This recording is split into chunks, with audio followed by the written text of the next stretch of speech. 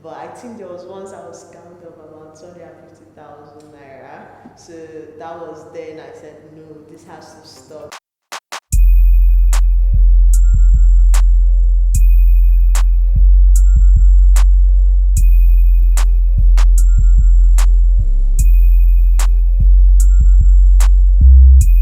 My name is Ruth Iselema, and I'm the CEO and co-founder of Bitmama. So what I do with Bitmama is we connect buyers and sellers that want to purchase cryptocurrencies with each other to be able to purchase cryptocurrencies on a more secure platform. Before 2016, I'm going to say maybe by 2015, that was when I started learning about blockchain and cryptocurrencies and everything. So I had a friend then in Japan that was kind of also helping to mentor me and teach me how it works. So definitely, as it is still now, then I was still like one out of two women in this space actually trying to find out what is this about, what is happening, how do we get to use this. So when people saw me, they actually thought like I was an elderly woman. So because we're all online and nobody saw each other's faces, so we're all just chatting via WhatsApp or Telegram. So they started calling me Bitmama, like adding Bitcoin and Mama. It was just like a name. So anytime I just ask a question, they'll be like, "Oh, Bitmama has come again." So after a while, I was like, "Okay, I like this name Bitmama," and kind of it stuck. Yeah. So when we started the company, or I had the idea to start the company, so that period, like I said, Nigeria is like a very low trust society. So there were lots of scams. Yeah. Everything going on. So I tried my best to check out for all pointers and everything. But I think there was once I was scammed of about 250,000 naira. So that was then I said, no, this has to stop. And I was like, okay, we have to set up a platform that we can make sure everything gets together. Okay, so long story short, I actually studied to be a pharmacist. Yeah. And I started out in what do you call it, Uniport, but I didn't continue. Then I moved to Ghana to study pharmacy. But however, there was one thing I always knew in my life was that I wanted to be an entrepreneur. I wanted to be a businesswoman, like there's this thing I always tell my dad then, that I want to be the one sitting at the board seat, at the head of the board seat, and it's like, yes, you can do it. Even when people were saying, oh, let's watch cartoons, I do like cartoons, but like I used to time the time CNN used to do their stock price analysis. And I'll tell my dad, please change the channel to CNN. Him too is like surprised, you want to watch CNN? I say yes, but it's just for that time. After that time, maybe I'm back to cartoon or something else. From a very young age, my development was also very good. My parents ensured that we had computers or laptops. Then even people were still not having TVs in their homes, but we had computers, we had laptops, we had internet. I think then there was this landline internet. Yes, that comes, exactly. Yeah, so that internet, my dad would pay for it every month, then he would also teach me how to pay for it. So I was very privy to technology or computers at a very young age. So there were two things in my life, and I knew computers. I loved what I could do with computers, the internet, and everything, research, get things done fast. So, but the next question was, I started getting interested in finance, hence the business side. So, which I knew that no matter what in this life, whether I'm studying pharmacy or something else, I must be a businesswoman. My parents were supportive. Yeah, I'm grateful for that, but they were supportive because he knew, he was like, I knew you weren't doing this pharmacy. Why didn't you just study computer science? So, no problem. Go and do what you want to do. Like, even when we started the first time, and sometimes maybe salaries was kind of hard. I'll call my dad and complain. He'll be like, "Oh, don't worry, I'll support you. I'll support you." I'll support you. So I was like, "Okay, yeah." So at the end of the day, everybody needs very good support to be able to take certain risks. Yeah. Because if I didn't have that backup, I wouldn't take the risk. Maybe I would have gone to get a job. Exactly. Yeah. So when we're running, like I said, we got into a couple of greenhouse lab, but we didn't raise after the that was the. So you launched via Green, or you already launched before you? Yeah, we had done an MVP, but after greenhouse, we kind of the product evolved after the first MVP. That was by 2019. Yeah. Then as time went on, like I said, okay, let me answer this one first. So running was kind of difficult. It's every entrepreneur's journey. It's difficult. It doesn't just happen overnight. So when people see things maybe happening immediately, they feel it happened overnight. And there are times that we cried. There are times that we've had sleepless nights. There are times that you wake up and just looking at this ceiling like, oh, I'm supposed to pay salaries this month. How is it going to happen? So, but by the end of the month, you still get to pull through. The next month, it's another battle again.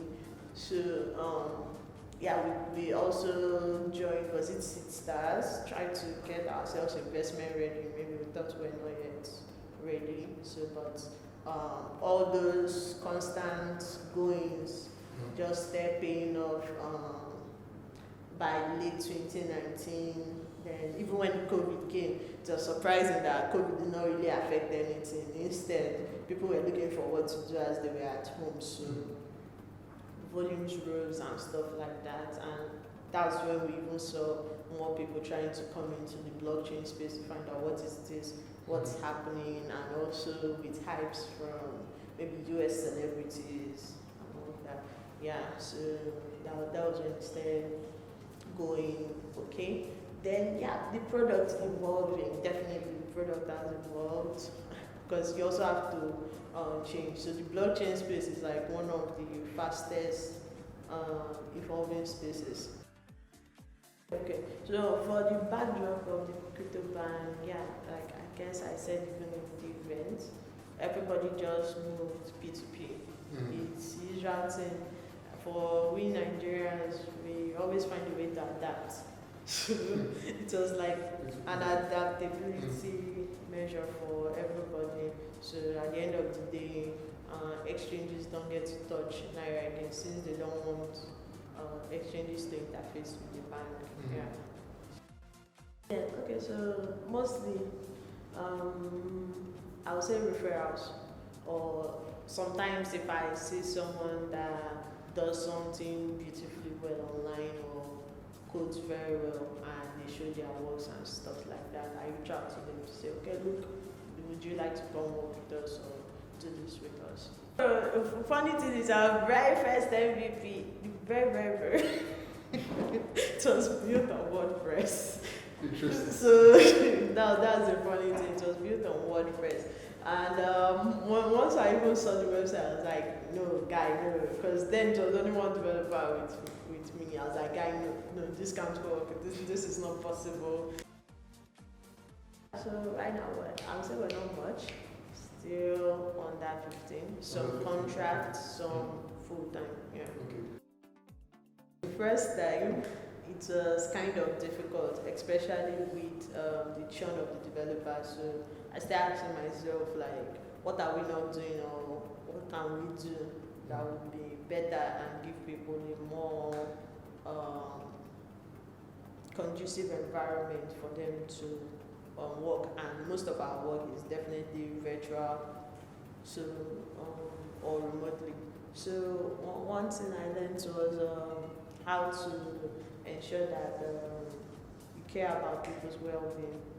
When we are hiring and I see or I talk to someone, like from that point, I know if they are going to stay or not. There's still a very big infrastructure problem, and the problem didn't start with blockchain or also even exchange. It started with the normal traditional finance system. They did not solve the problems they were supposed to solve. So like now, OP raised 400 million, and everybody is shouting that it's just POS agents they are doing and the rest. If the traditional finance banks or maybe the CBN or any other traditional finance, if they had laid out the infrastructure and everything early, people will not be shouting the way they are. So that's why, what do you call it, IMF and Co will always tag Africa developing nations. If you check US, okay, maybe apart from US, or even, okay, for Europe now, yes, maybe they trade or buy and sell cryptocurrencies, but not as much as Africans. Why? The infrastructure and everything was already laid down by their traditional providers. So even though they are doing it, maybe it's for investment purposes, maybe it's for any other purpose, or for some are even doing it for fun, because their own infrastructure already covers what they need to take care of financially. Credit system works very well, everything. How can we solve something that was broken before? But now there's a new technology that can fix it. That is what everyone is just trying to do. Yeah, for new people coming into the crypto space, like I said, people have already built, or people are almost finishing with the building of sparkers and the rest. The next question you should ask yourself, how am I building the tires? How am I the one building the engine? How am I the one doing this or doing that? How are we plugging into most of these services to make like a holistic ecosystem? Everybody doesn't have to do the same thing for everybody to be viable or important. You know? So,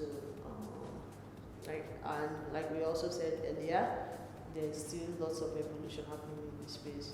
I feel like we don't even have DAOs or even DeFi products. Maybe apart from Zen Finance, we don't really have DeFi products in the market, in the African market. Whether we like it or not, it's needed. So we should start asking ourselves, how are we doing that? I guess that maybe sometimes funding and the rest is hard. But okay, one other thing I didn't mention was that I guess at the end of the day, I found out that investors wanted to see that you've gotten from point A to point B before they would answer. So okay, how can we get you from point C to maybe E? Then let someone else take from there. Yeah. And I also guess people talk about mentors or mentorship. Sometimes you even meet your mentors in unexpected places. You will not just come and meet me and say, Ruth, I want you to mentor me. I will even meet you, I'll be like, you are weird or something like that. Yeah. So most of the people I even consider as my mentor now is along my journey. Maybe someone just introduced me to them and they would then say, well, how many women are doing this? I'll be like, I know of only myself. You understand? And from there, I would say they are mostly female, but they are also, they are mostly male, sorry, but there are also some females in the space that, or even in other industries that I've been working with, I really admire them. So I kind of try and look at what they've done and look at if I can replicate it in myself. And sometimes they call me to advise me and be like, oh, Ruth, this now you go about this. Instead, go this way. Instead, do this way. Instead, do this way. Then maybe if I found out that I'm being stubborn and they've complained a lot, I also have to ask myself, why are you being stubborn about this? Let's trace ourselves back and see if we can change. So yeah, that has also helped me grow a lot. But like I said, there are a lot of things I'm still learning every day.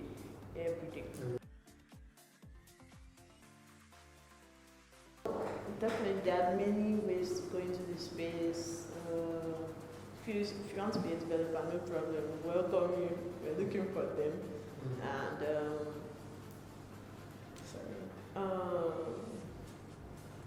I'm also trying to look for. That's the truth, but I'm not finding. So what I've decided to do is maybe I just take my time grow. When I reach a certain point in time, maybe then I can now come out and say, okay, who are these people looking for mentorship in this space? Now come out, let me see what I can do, how I can help you, or divide my time to also help you grow. But right now, I keep on searching, so it's really difficult, especially on the developer side. It's really difficult finding females. Like I've even told everybody on my team, look for females. Even though it's intern, just look for them first. Let's train them. But it's kind of difficult. I would say maybe most of this training come from homes, because like you see with me, my parents didn't prevent me from growing into what I wanted to be. They were more the fact that, okay, go and do what you want. But I've also seen neighbors or even my other friends, when I'll be like, oh, come, let's do this, or maybe let's do this assignment of math. Or we'll be like, I don't know how to do it. Give me a full scap sheet, let me write it. Later, you type it for me. And I'm like, oh, what's happening? I know it's changing, but it's unfortunate. That's how the society or the larger society. So you see, at the end of the day, it's only a certain or a few subset of people that have broken away from that, thinking. But everything starts from the home, I feel we still need to cover most African countries and solidify our presence there. Like I said, grow the team, but not explosive growth, but stay lean and while getting as much resources and everything from everybody. Definitely, one thing I know in my head is definitely we're going to be one of the most prominent exchanges.